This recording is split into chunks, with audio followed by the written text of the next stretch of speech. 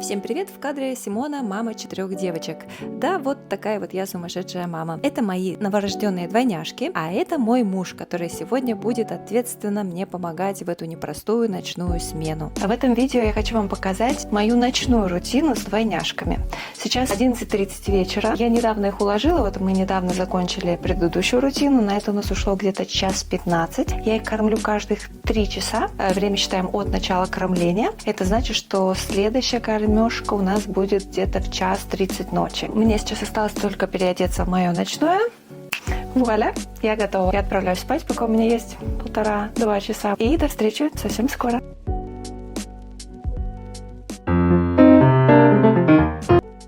И вот снова я, время 1:15 ночи. Сначала я всегда пью воду, немножко освежиться, прийти в себя. Девочки уже понемногу кряхтят, просыпаются, они уже привыкли к такому режиму. Я поправляю подушки для того, чтобы было удобно потом их кормить. И вот мы, собственно говоря, приступаем к нашей ночной рутине. По очереди, конечно же. Сначала что мы делаем? Конечно же, меняем подгузник. Ночью, конечно, я полусонная, все это вот сложнее и медленнее происходит, но для вас все в ускоренном режиме. Какие-то части я буду обрезать, но в целом я целиком показываю рутину практически без обрезок. После того, как я поменяла подгузник, я их кормлю грудью. Девочкам моим сейчас где-то 3 недели. Поскольку они двойняшки и они родились раньше срока, кормление у нас происходит в 2 или даже в 3 этапа. Сначала я их кормлю грудью. На груди они проводят сейчас где-то 10-15 минут. Мне врачи посоветовали больше не мучить их, потому что они не очень много высасывают еще пока молока, они маленькие.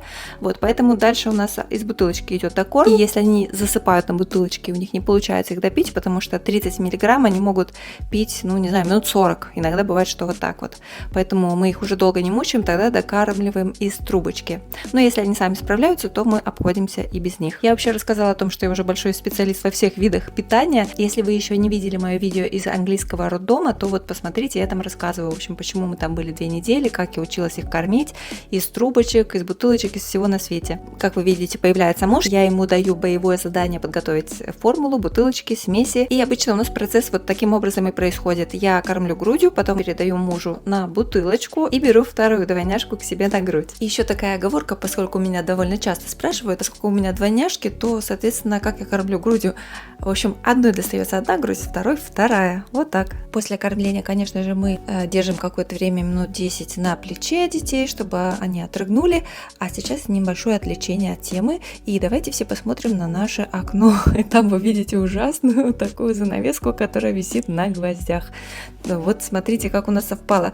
В общем, у нас рождение детей совпало с переездом практически в дом. Мы всего несколько месяцев в этом доме начали ремонт. Например, вот эти стены раньше были ужасного желтого цвета, какой-то бабушкины гарнитуры, ковры и все такое, поэтому мы уже очень продвинулись в этом доме, но вот окно мы никак не повесим карниз. Я уже записываю видео из комнаты с карнизом, все у нас отлично, в общем, вы не пугайтесь, у нас тут такая обстановочка, знаете, пришли младенцы в дом, нету времени повесить карниз. Что дальше происходит? Я подготовила для второй малышки место для того, чтобы поменять ей подгузник, и взяла первую двойняшку на докорм, пока она там совсем окончательно не уснула. Так, вот пришел муж, и он теперь берет вторую малышку на кормление, хотя должен был бы поменять сначала памперс, но он решил это оставить на потом, и закончится как обычно, сейчас увидите. Вот так вот мы вдвоем теперь сидим и докармливаем их бутылочками. Главное не перепутать, кто что ел уже, да, где что, у кого десерт, у кого ужин. Ну и тут начинается самое увлекательное, потому что мне не только периодически приходится будить своих малышек, чтобы они не заснули на этой бутылочке, но еще и мужа. Так что я слежу аккуратно за всеми 3, чтобы никто не уснул, не упал. Да еще самой главное не уснуть при этом.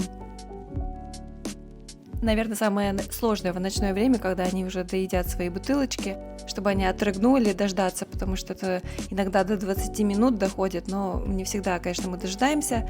Вот в итоге мужа малышка, кажется, бутылочку не доела, он уже не выдержал, она там особо не отрыгнула, он ее положил спать, потому что сам уже засыпает. Я кладу спать первую малышку, она уже укомплектована, и в итоге беру вторую малышку и меняю ей подгузник, потому что мой муж удачно об этом забыл.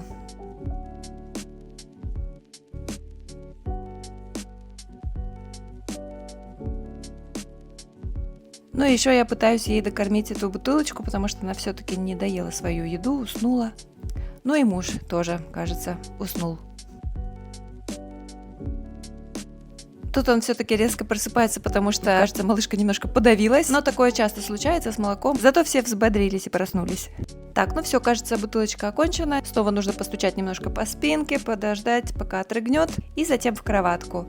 Сейчас время 2:40 ночи, то есть на рутину у нас ушло немного более чем 1,5 часа. Но, в принципе, это нормально, особенно если мне приходится за мужем переделывать что-нибудь. Ну, вот такая вот рутина, собственно говоря, у нас получилась. Я теперь укладываю малышку в кроватку и сама ложусь спать наконец-то. Всем спасибо за просмотр. Подписывайтесь, пожалуйста, ставьте лайки. Буду стараться делать много интересных и полезных видео. Пока-пока.